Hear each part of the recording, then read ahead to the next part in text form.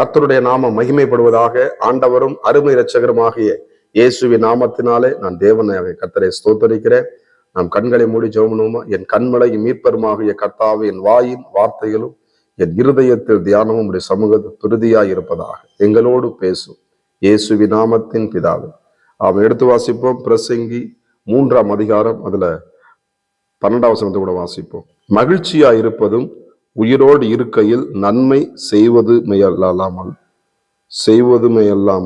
வேறொரு நன்மையும் மனுஷனுக்கு இல்லை என்று அறிந்தேன். கர்த்தருக்கு மகிமை உண்டாவதாக.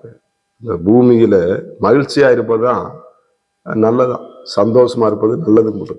ஆண்டவர் அதிகமான அந்த வார்த்தை சொல்லப்பட்டிருக்குது. நீங்கள் சந்தோஷமாயிருங்கள், சந்தோஷமாயிரு, மறுபடியும் உங்களுக்கு நான் சொல்லுகிறேன்.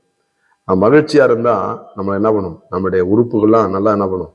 சரியா செயல்படும். தேவையில்லாத இடத்துக்கு என்ன பண்ணுவோம்? நம்ம அதை துக்கப்பட்டு கவலைப்பட கூடாது. கர்த்தருக்குள் மனமகிழ்ச்சியாயிரு, உன் இருதயத்தின் வேண்டுதல்களை உனக்கு என்ன பண்ணுவாருங்க? அருளை செய்வார். ரெண்டாவது காரியம் சொல்லப்படுகிறது, நம்ம நன்மை செய்கிறது அதுதான் நம்மளுக்கு ஆசீர்வாதம். அந்த பூமியில இருக்கிற நாள் வரைக்கும் முடிஞ்ச அளவுக்கு நம்ம என்ன பண்ணுவோம்? நன்மை செய்கிறவன் தேவனால் உண்டாயிருக்கிறான் என்று வேதத்தை நம்ம வாசிக்கணும். அருமையான தேவ பிள்ளைகளே, நம்மளுக்கு நன்மை செய்கிறதுக்கு திராணி இருக்கும் பொழுது நம்ம செய்யத்தக்கதை நம்ம செய்யாம இருக்கக்கூடாது, நிச்சயமா செய்யணும்.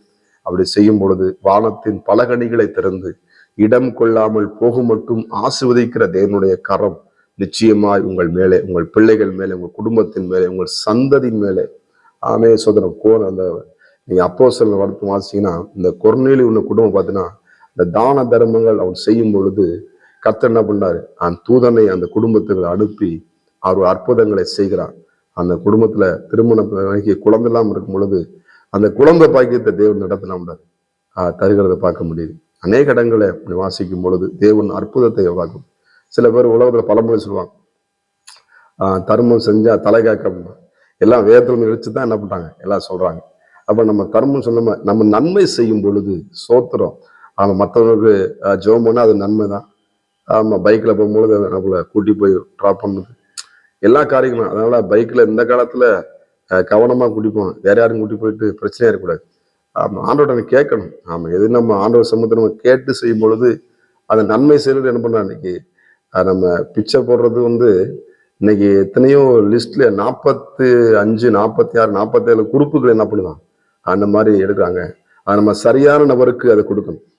நம்ம விதைக்கிறது என்ன பண்ணும்? சரியான இடத்துல விதைச்சா தான் என்ன பண்ணும்? அது பலன் கொடுக்கும். அது சும்மா போய் கற்பாறையிலையோ இல்ல முள்ளுள்ள இடங்களில் நம்ம போய் அந்த நன்மை விதைச்சோம்னா என்ன பண்ண அதை நம்ம பலனை பார்க்க முடியாது. அப்ப நன்மை செய்கிறவன் தேவனால் உண்டா இருக்க. இந்த பூமியில ஆண்டவன் மகிழ்ச்சியா நம்ம இருக்கணும்னா நீங்க அப்படி செஞ்சு பாருங்களேன். உங்கள் எல்லையில்லாத மகிழ்ச்சியினாலே தேவன் உங்களை நிரப்ப வல்லமுள்ள தேவனாக இருக்கிறார். அருமையான தேவனுடைய பிள்ளைகளே, என்னோட நன்மை செய்யறதுக்கு ஒன்றும் இல்லை.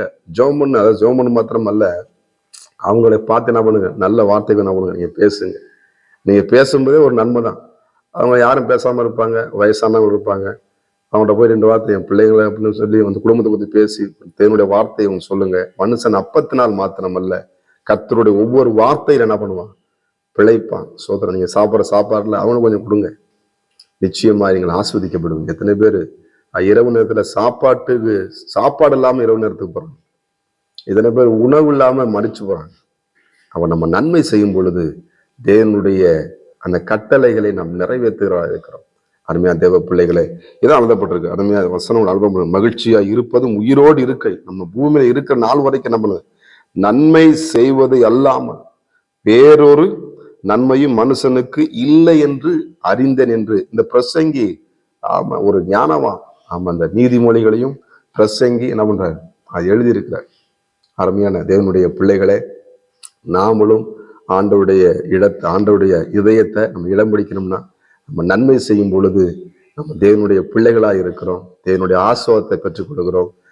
முடிஞ்ச அளவுக்கு நம்ம எவ்வளவு அவங்க தீமை செய்யறாங்க பாஸ்டர், எனக்கு அவங்க என்னதான் செஞ்சாலும் அவங்க எனக்கு விரோதமா பாக்குறாங்க, அவங்களோட குணம் அப்படித்தான். ஆனா நம்மளுடைய குணம் நன்மை செய்வதே நம்முடைய குணமா இருக்கும் பொழுது கர்த்தர் உங்களை மேன்மைப்படுத்துவார், உங்களை உயர்த்துவார். உங்கள் வேலை ஸ்தலங்களை ஊழியத்துல தேவனுடைய பலத்த கரம் எலியாவை மேல இறங்கி வந்த கர்த்தர் எஸ்ராவே மேல தேவனுடைய கரம் இறங்கி வந்தது போல உங்கள் மேல நிச்சயமா இறங்கி வந்து ஆண்டவர் அதிசயமான காரியங்களை செய்வார். ஏன்னா இயேசு கிறிஸ்து நம் வாழ்ந்த பூமியிலே ஏசப்பாவும் வாழ்ந்தாங்க. அவர் என்ன பண்ணாராம்? சுற்றித்திருந்தார். எப்படி? நன்மை செய்கிறவராகவே அவர் சுற்றித்திருந்தார் என்று வேதம் சொல்லுகிறது. இந்த நாளைக்கு யாருக்கு நன்மை செய்ய போறீங்க, அதை பிளான் பண்ணிக்கங்க. ஆமா, நிச்சயமா உங்க குடும்பத்தை கர்த்தர் ஆசீர்வதிப்பார். உங்கள் குடும்பங்கள் தலை தோங்கும். நீங்கள் தலைமுறைகளை காண்பீர்கள். கர்த்தர் உங்களை பலப்படுத்தி உங்களை ஆஸ்வதிப்பாராக. நன்மை செய்ய ரெடியா இருப்போம். தேவனாய் கர்த்தர் உங்களை ஓடி இருந்து உங்களை ஆஸ்வதிப்பதில் எந்த விதமான சந்தேகம் இல்லை. நிச்சயமாய் கர்த்தர் உங்களை ஆஸ்வதித்து உங்கள் பிள்ளைகளையும் உங்கள் சந்ததிகளையும் தலை தொங்க பண்ணுவார் என்று நான் உங்களை ஆஸ்வதிக்கிறேன். நாம் ஜெபம் பண்ணி முடிப்போமா? பரிசுத்தம் கிருபை நிறைந்த நல்ல தகப்பன், இந்த காலை வேளையில எங்களோடு கூட பேசுனதுக்காக சோத்திரம். எசப்பானை கொடுத்த அந்த ஒரு வாழ்க்கை நாங்கள் சரியாக வாழ்ந்து ஆண்டவரை மற்றவர்கள் பிரயோஜனமா இருக்கத்தக்க உதவி செய்யும்.